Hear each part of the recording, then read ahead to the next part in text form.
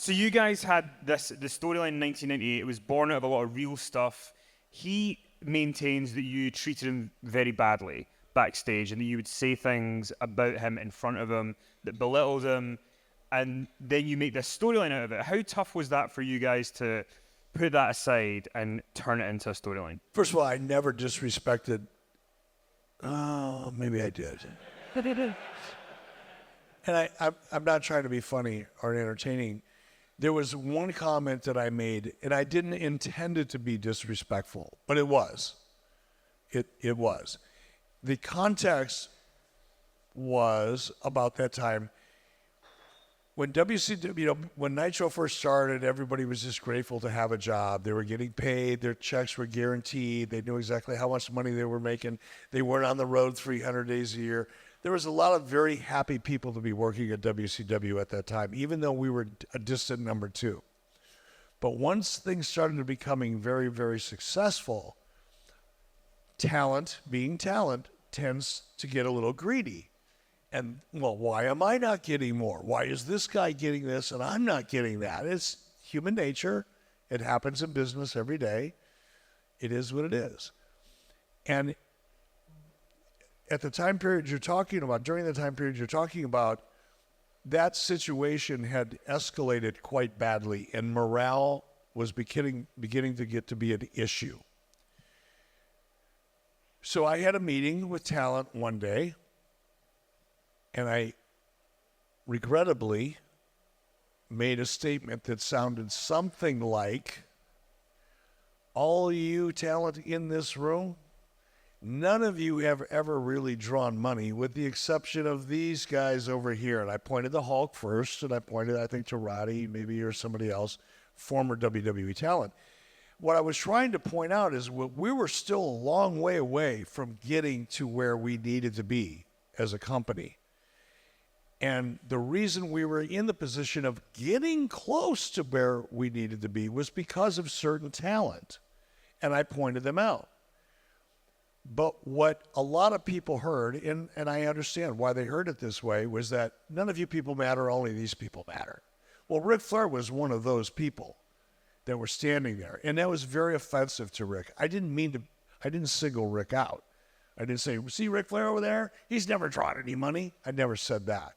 But what I did do is lump Rick into that kind of big category of people that have never drawn the kind of money that these people did. And Rick took offense to that. And I understand why, and he should have. It was the wrong thing for me to say. I love Rick. Despite the fact that he probably still hates my guts, I'll always have a lot of affection for Rick and a lot of respect for Rick because he's achieved things that nobody else in this industry ever has. Have you seen him lately? Hanging out with Mike Tyson, smoking weed. He's having the time of his life. There's rap artists making music about him. He's on ESPN. He's more over now than he was in 1988 at the peak of his career. So how do you not respect Ric Flair, right? But Rick is also a very, very emotional person. He wears his emotions on his sleeve. And he's not the most stable person emotionally you've ever met in your life. And there was an incident that happened. It involved Rick wanting to take time off. Rick didn't follow protocol. He didn't do the things he should have done that he would have had to do in WWE for sure. But he thought because it was WCW, he could just make up his mind not to show up to pursue the things he wanted to do with his family, which, obviously I respect, but there's a way to do it and a way not to do it.